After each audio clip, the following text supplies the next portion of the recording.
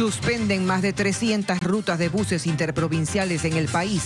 Según la Agencia Nacional de Tránsito, 1.600 frecuencias se habrían otorgado sin estudios técnicos durante la pandemia. Autoridades encontraron bocaminas en patios y salas de las viviendas del casco urbano de Zaruma. Desde allí, los mineros perforaban el terreno que ahora se hunde en ese cantón de Oruro. Confusa detención de la expareja de Naomi Arcentales en Manabí. Estuvo en custodia 5 horas hasta que se reveló que la orden había sido fraudulenta por un hackeo en el sistema de la Policía Nacional. Dirigentes de organizaciones sindicales y sociales retomarían los diálogos con el gobierno en enero. Mantienen empero la amenaza de movilizaciones por el precio de la gasolina. El Ministerio de Salud autoriza la vacunación contra el COVID de menores de entre 3 y 4 años. Las noticias en Televistazo con Tania Tinoco y Gabriela Baer.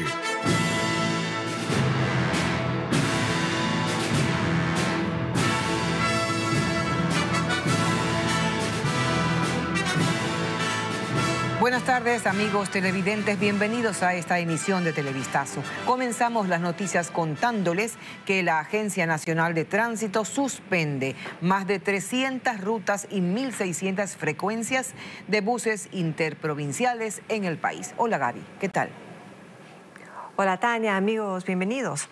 La autoridad indica que las frecuencias habrían sido otorgadas sin ningún estudio técnico durante la pandemia en los meses de confinamiento. Melin Ochoa nos informa que en esas rutas se han registrado 52 fallecidos en los últimos 6 meses. Sorprendentemente, en los meses más críticos de la pandemia, donde la población estaba confinada, se otorgaron 302 rutas y 1.632 frecuencias para buses inter e intraprovinciales en todo el país. Así lo denunció el director ejecutivo de la Agencia Nacional de Tránsito, quien recalcó que no hubo un estudio técnico ni jurídico. Números vergonzosos. En tiempos donde todos nosotros estuvimos en la casa confinados, en donde el transporte público en todas sus modalidades fue gravemente afectado por el aforo cero. Mientras identifican a los responsables, la autoridad indicó por qué los usuarios no se verán afectados. No estamos suspendiendo a la operadora, estamos suspendiendo las rutas y frecuencias entregadas en pandemia, aquellas que nunca se debieron otorgar por responsabilidad con el país y con la vida de los pasajeros y los conductores. La autoridad de tránsito también denunció que en estas rutas y frecuencias durante los últimos 6 meses se registraron 52 víctimas mortales, justamente por la competencia que existe entre los conductores de los buses para recoger pasajeros. El presidente de la Federación Nacional de Cooperativas de Transporte Interprovincial está de acuerdo con la medida, pues estas rutas se otorgaron sin que exista un plan nacional. A erradicar totalmente la corrupción en este país. Mucha especulación frente al tema de otorgamiento de rutas y frecuencias con dinero. Los trámites son gratuitos y se tiene que hacer todo el esfuerzo del mundo para fortalecer el transporte y la movilidad en este país. Las autoridades no descartan la participación de funcionarios y ex empleados públicos, por lo que podría existir sanciones administrativas, civiles y hasta penales.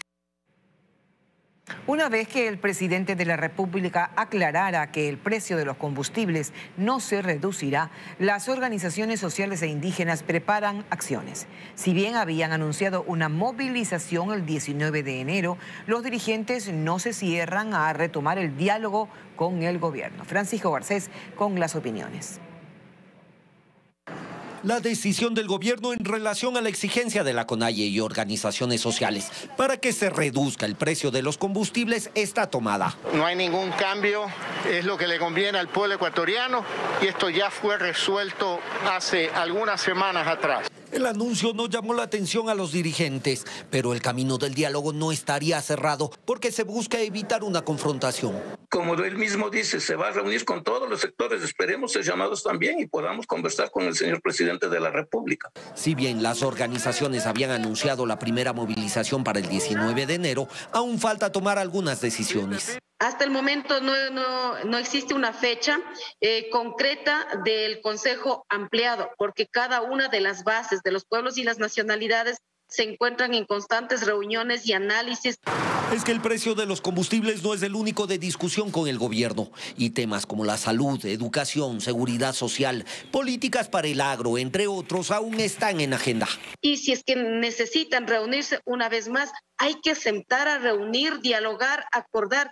No es malo, no es negativo, porque esa es la condición que tiene un político. Que el país necesita reactivarse, y para reactivarse no es necesario cerrarnos a los diálogos, sino que más bien buscar consensos. En los primeros días de enero, los dirigentes se reunirán para tomar nuevas decisiones, pero organizaciones como el Frente Popular mantienen en firme jornadas de movilización el 8 y el 12 de enero, previo a la acción nacional que se mantendría para el 19. Ahora vamos a hablar del COVID. Han pasado casi 2 años desde que surgió la alerta por los primeros casos de coronavirus y a estas alturas, tras varias oleadas, las infecciones están en niveles altísimos a causa de la variante Omicron. Europa ha vuelto a ser el epicentro de estos contagios que también aumentan en los Estados Unidos y en el resto del mundo. Francia ha llegado a registrar este miércoles la cifra más elevada de contagios, 180.000 en un solo día. Es el nivel más alto desde el inicio de la pandemia, no solo en ese país, sino en toda Europa.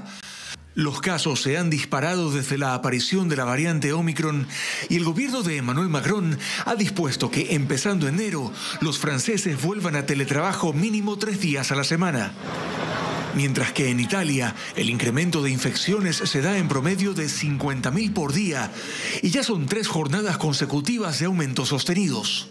Pero en paralelo hablan de reducir el tiempo de aislamiento para quienes den positivo a coronavirus. Se sumarían así a la recomendación de los Centros para el Control de Enfermedades de los Estados Unidos, que ha rebajado de 10 a 5 días el tiempo de cuarentena. La directora de los CDC, Rochelle Walensky, ha resumido así esta iniciativa. Sabemos que la mayor cantidad de contagios ocurre 1 o 2 días antes de tener síntomas, dijo, y de 2 a 3 días después de desarrollar estos síntomas. Y para los no vacunados o para aquellos que no han recibido sus dosis de refuerzo y se contagian, recomiendan así también 5 días de cuarentena y otros 5 días de uso estricto de la mascarilla. Otros países que buscan reducir los tiempos de cuarentena persiguen también proteger las economías afectadas por la ausencia de personal en los trabajos.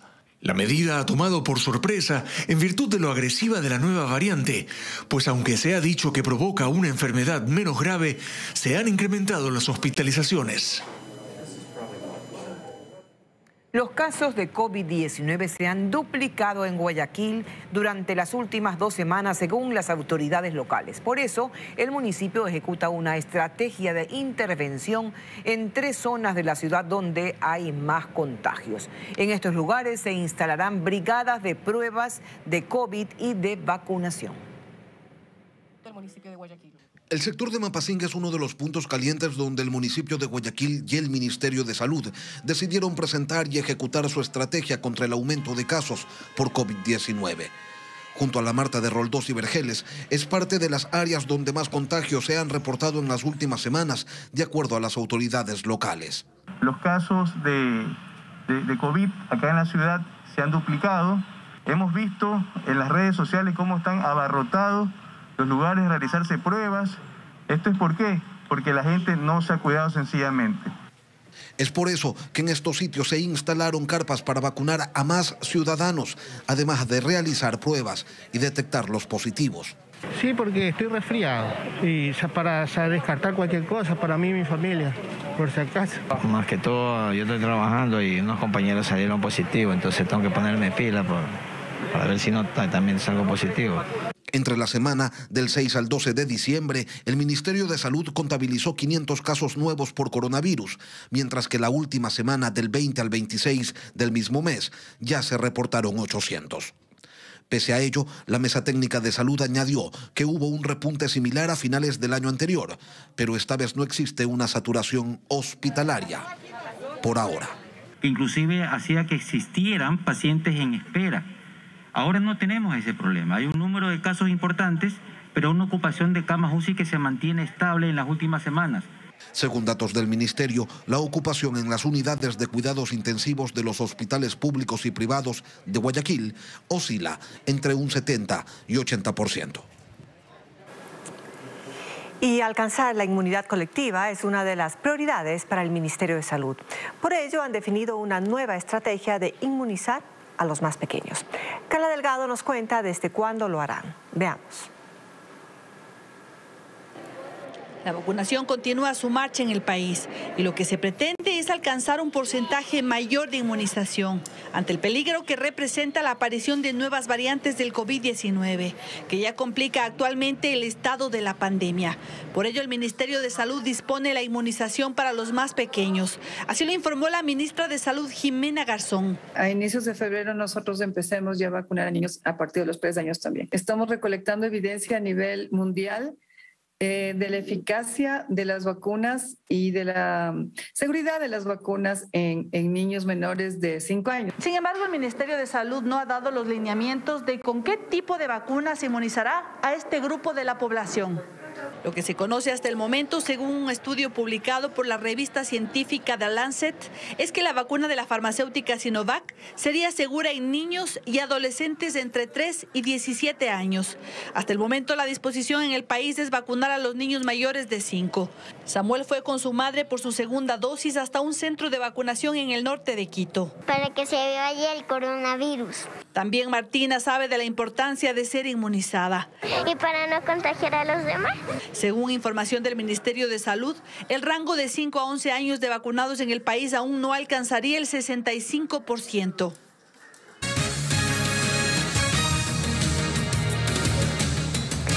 Seguimos con más noticias. La policía protagonizó una confusa detención en contra de la expareja de Naomi Arsentales, la joven que apareció muerta en un departamento en Manta. Diego Cuenca nos informa que el incidente reveló la vulnerabilidad del sistema informático de los uniformados, que habría sido hackeado para emitir la orden de captura fraudulenta. La policía, a través de un tuit, confirmaba que durante operativos antidelincuenciales en el sector La Cadena en Paján, se detuvo al ciudadano Juan I., requerido por el Tribunal de Garantías Penales de la Corte Provincial de Manabí por el caso de Naomi.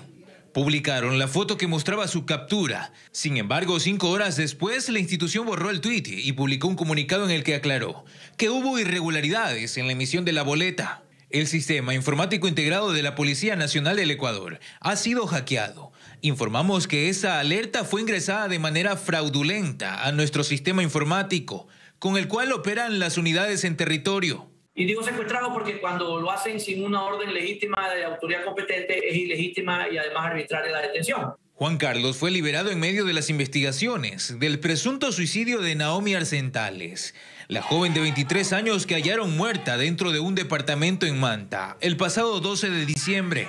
Julio César Cueva, abogado de la expareja de Naomi, adelanta que preparan una demanda contra la policía y el Estado. Porque yo le hago una reflexión a todos ustedes.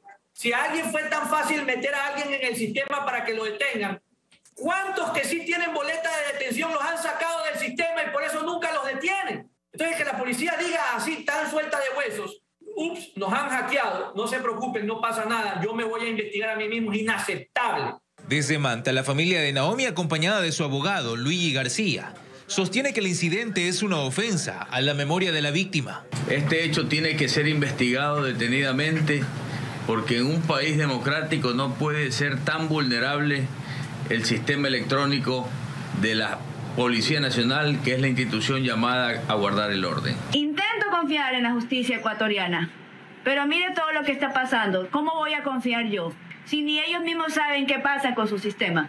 La confusa detención ocurre mientras sus parientes esperan el informe de la segunda autopsia de la exhumación del cadáver para determinar las causas de la muerte.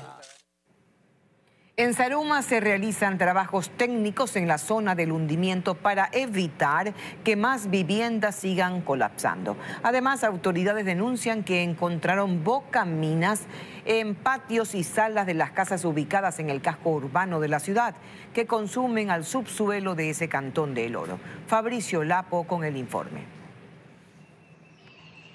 Desde el aire se visualiza la dimensión del cráter que mantiene en zozobra a toda la ciudad de Zaruma. Ante la constante lluvia registrada en esa zona, se colocaron enormes plásticos sobre el espacio que quedó tras el hundimiento del pasado 15 de diciembre. Con eso, esperan evitar que siga creciendo. Pero no solo eso. Desde este miércoles, técnicos del Cuerpo de Ingenieros del Ejército y del Servicio de Gestión de Riesgos trabajan en el plan para construir una infraestructura metálica que será ubicada dentro del socavón y así prevenir daños en otras 50 viviendas patrimoniales ubicadas en el área afectada. Aproximadamente unos 700 y pico de tuberías metálicas que están siendo soldadas y fabricadas para conformar elementos estructurales que sirvan de contención lateral en las paredes del socavón. Se tiene un monitoreo constante y hasta el momento no ha habido una novedad mayor, sin embargo la zona sigue inestable, por eso no se puede habitar todavía.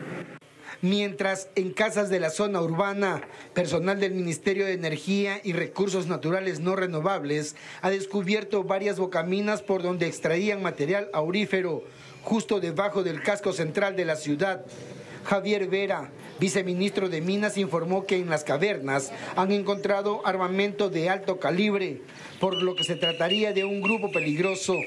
Hemos encontrado bocaminas dentro de las propias casas. Hay unas que están en patios, otras que están dentro de las salas, otras que están por debajo, como le dije, un piso falso que se forma y luego está en el subsuelo. O sea, hay múltiples combinaciones e ingenios de las personas para poder llegar a conformar estas bocaminas. Según datos de gestión de riesgos, hoy se demolerán 2 viviendas más que están afectadas en su infraestructura. Desde que se produjo el hundimiento de tierra, 4 casas colapsaron y una fue demolida por seguridad. Este miércoles, el COE Nacional sesiona en ese cantón de El Oro para determinar cuándo se implementará esta infraestructura metálica que se está armando. Nuevos tropiezos en el concurso para renovar la Corte Constitucional. Esta vez el candidato Salim Saidán, en contra de quien se presentaron 2 impugnaciones, renuncia a su postulación. La presidenta de la Comisión Calificadora explica qué pasará con el concurso. Jacqueline Rodas conversó con ella. Cerrado el plazo para impugnar a los 9 candidatos que aspiran ser magistrados de la Corte Constitucional, la Comisión Calificadora recibió 4 impugnaciones en contra de 3 postulantes. Tiene una impugnación, al igual que Jorge Sosa, postulante de la función de transparencia, y Salim Saidán, propuesto por la Asamblea Nacional, recibió 2 impugnaciones. Pero este último candidato renunció, cuestiona las impugnaciones presentadas, que la Comisión Calificadora del concurso ahora solo tenga 5 integrantes tras la renuncia de Rafael Ollarte, y además indica, advierto escasa voluntad política para conformar una Corte Constitucional que garantice derechos respetando competencias y procedimientos. Lo señalado se aprecia en la conformación de las ternas, en la insistencia de presentar candidatos que no cumplían el más elemental requisito de experiencia profesional. Con esta nueva renuncia, la presidenta de la Comisión Calificadora explica qué pasará con el concurso. Qué pena que el candidato no enfrente la impugnación, que no ejerza, de hecho está renunciando a ejercer su derecho a la defensa. Pero sí, pues si ya ha renunciado, pues el concurso tendrá que seguir adelante con 8 candidatos. Este accidentado concurso incluso tuvo que declararse desierto en octubre pasado. Vanessa Aguirre no descarta que haya intenciones ocultas para que fracase el proceso. Sí, es probable que haya sectores interesados en boicotear este concurso, pero creo que la esencia de la democracia en un país exige que respetemos los mecanismos que la Constitución y la ley ha previsto para llevar adelante los procedimientos, y en eso está empeñada la comisión. Pese a todo, el concurso sigue y los otros 2 candidatos impugnados tienen 5 días para contestar y posteriormente se defenderán en una audiencia pública. En el 2022 el gobierno espera ya contar con un socio estratégico que administre la Corporación Nacional de Telecomunicaciones. Así lo afirmó la ministra Viana Maino, quien además sostuvo que el próximo año se espera expandir la cobertura de Internet a un 80% del territorio nacional.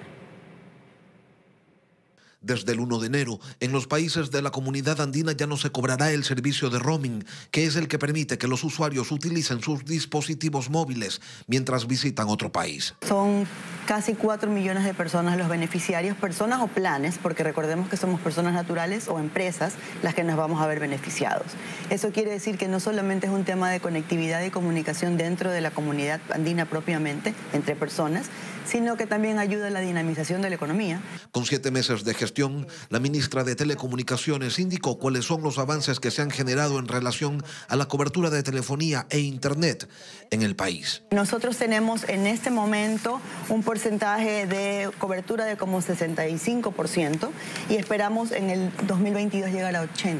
Indicó además que la reciente ley de sostenibilidad financiera que reduce impuestos a las empresas operadoras de telefonía celular permitirá incrementar la cobertura. Al reducirse los impuestos, el otro lado de la moneda, de la medalla, es que se está pidiendo más inversión.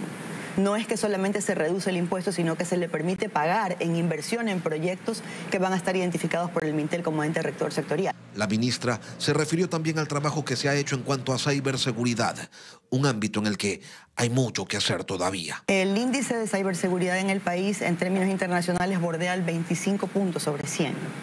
Esperamos subirlo a 35 en un año. Además, indicó que en el 2022 se espera conseguir un socio que administre la Corporación Nacional de Telecomunicaciones. Debería de haber alguna modalidad en este año que sea de alguna participación privada, no necesariamente una concesión, pero algún tipo de administración, coadministración privada que apoye en el crecimiento de la empresa. Adicionalmente, está previsto avanzar con el proceso de valoración del espectro radioeléctrico, pues en el 2023 terminan las concesiones de las empresas operadoras de telefonía celular.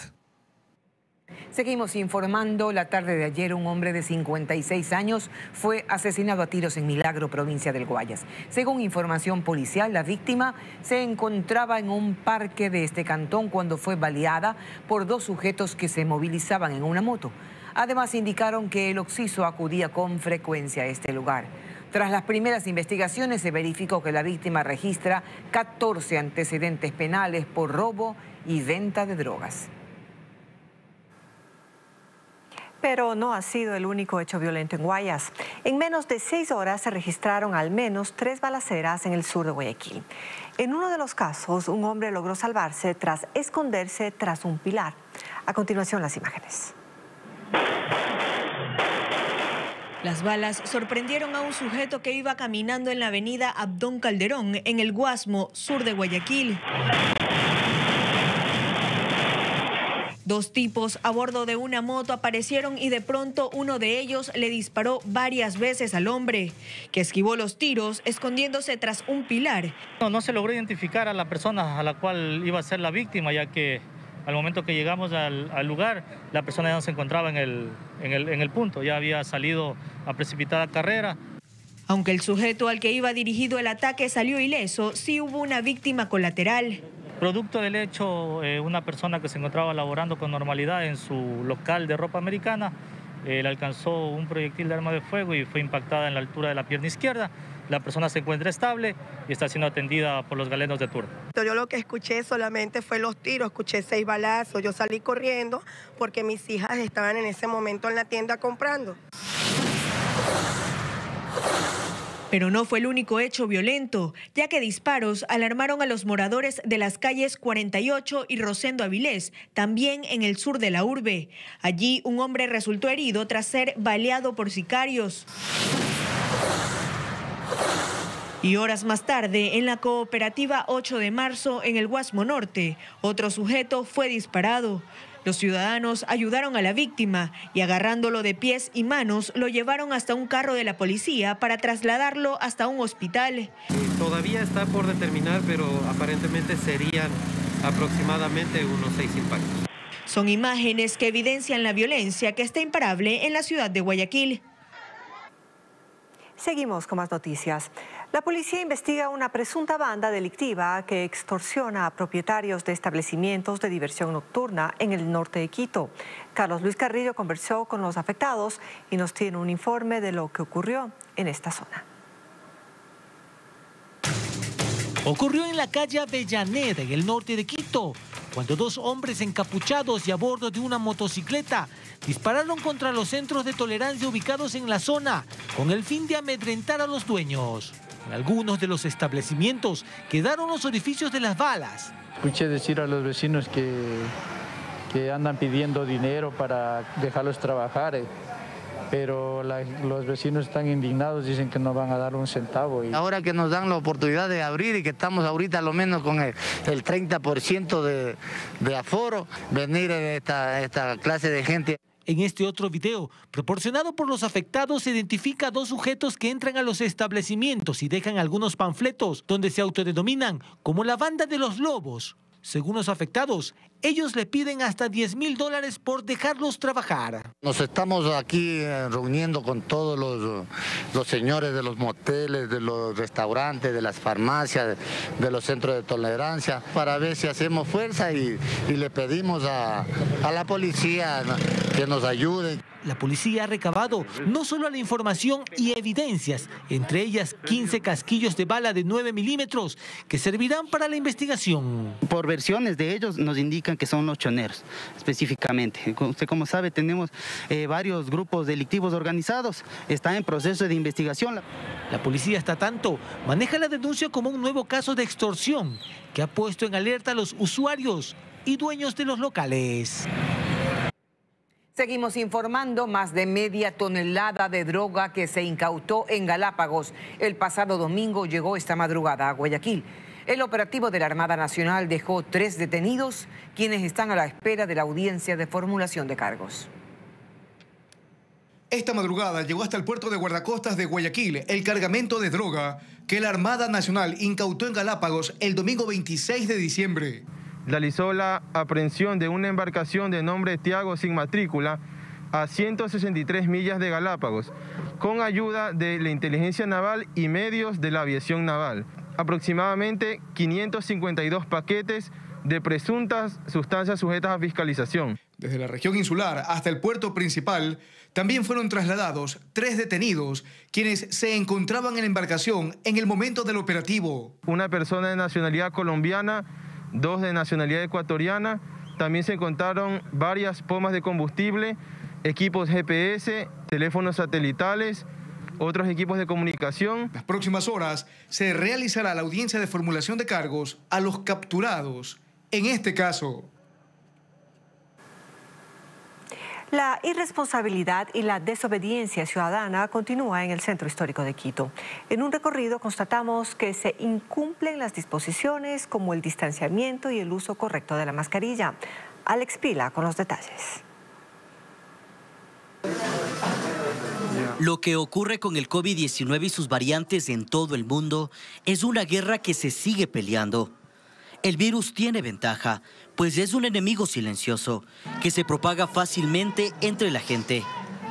Y hay lugares en Quito como el centro histórico donde hace falta tener conciencia del problema, obediencia ciudadana y cumplimiento de disposiciones. Las medidas de bioseguridad parecen formar parte del pasado. Basta con solo recorrer una cuadra en el centro histórico para darse cuenta que las aglomeraciones continúan y que hay personas que no usan correctamente la mascarilla. Muy preocupante, un desorden completo porque vemos que la ciudadanía realmente no le importa. En un breve recorrido evidenciamos cómo para algunos ciudadanos se ha vuelto normal consumir alimentos en aglomeraciones o no usar correctamente la mascarilla. Y los dependientes no usan la mascarilla. Cuando se les reclama, dice, eso no es problema de usted. Entonces uno se ve que no hay esa conciencia de la ciudadanía. Charlie junto a su familia dispusieron el día para conocer varios lugares turísticos. Quedó aterrado y preocupado por la cantidad de gente que va al centro histórico. Es una situación lamentable porque a pesar de las circunstancias que están dándose ahorita pues, en el país y a nivel mundial por el Omicron, aún así la gente no hace conciencia y se siguen generando las aglomeraciones. Por ahora hay algunas casas de salud que han incrementado el número de casos COVID. Sumado a las festividades de diciembre, en enero se sabrá qué rumbo tomará la pandemia en el país. Vistazo al 2021.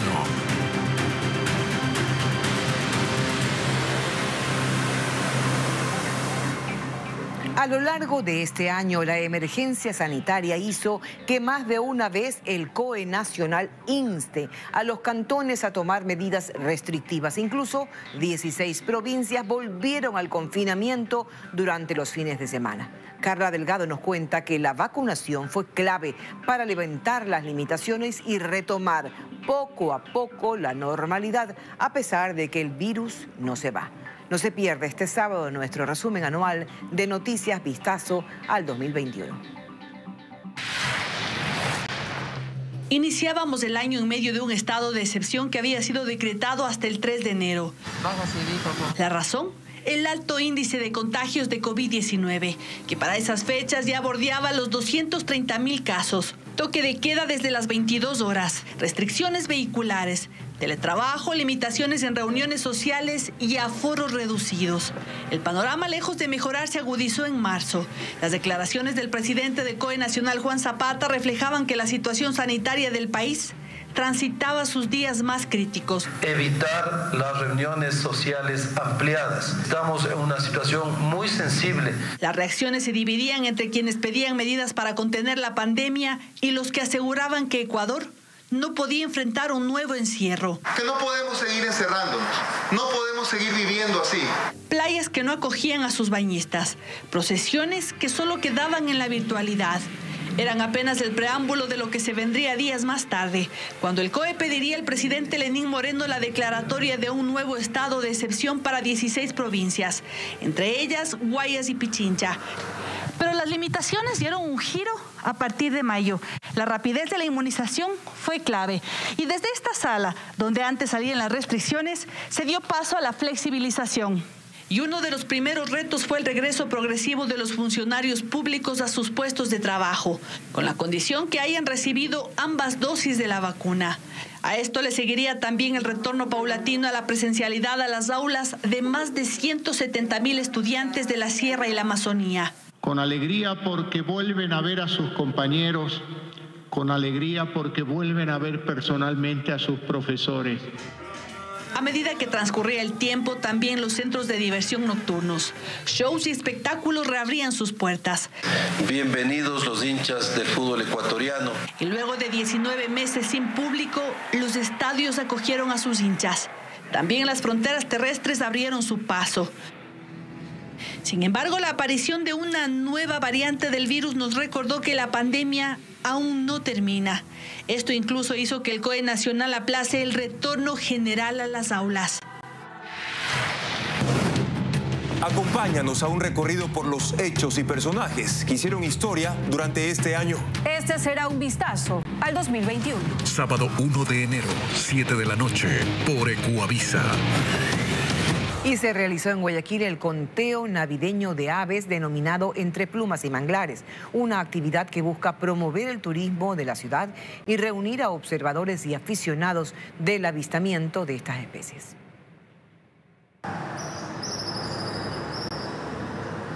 Guayaquil apuesta por su biodiversidad para seguir fomentando el turismo y este miércoles comenzó en la Plaza Rodolfo Vaquerizo, ubicada en el malecón del Estero Salado, el conteo navideño de aves denominado Entre Plumas y Manglares, donde observadores profesionales, aficionados y ciudadanía en general, acompañados de guías, podrán recorrer la ruta que comprende 7 sectores de la ciudad para apreciar decenas de especies. Algunos utilizaron binoculares para ver de cerca a estos animales, mientras otros aprovecharon para tomarles fotos. Tenemos manglar, tenemos bosque seco, tenemos humedales y aparte Guayaquil está justamente en una zona de paso de aves migratorias.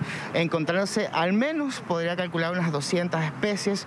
La científica a cargo de esta iniciativa turística afirmó que buscan promover los lugares donde existe mayor diversidad de aves y que sean de fácil acceso. proceso. Y los jardines que tiene la ciudad de Guayaquil, los parques, las avenidas arboladas, eso han permitido que se formen como corredores de biodiversidad, corredores ecológicos que cruzan entre las áreas protegidas de la ciudad, que son como 10 también, entre los diferentes parques y jardines, para que las especies vengan. La presidenta de la empresa pública municipal de turismo, Gloria Gallardo, dijo que con este gran proyecto esperan convertir a la urbe porteña en un destino de avistamiento de aves.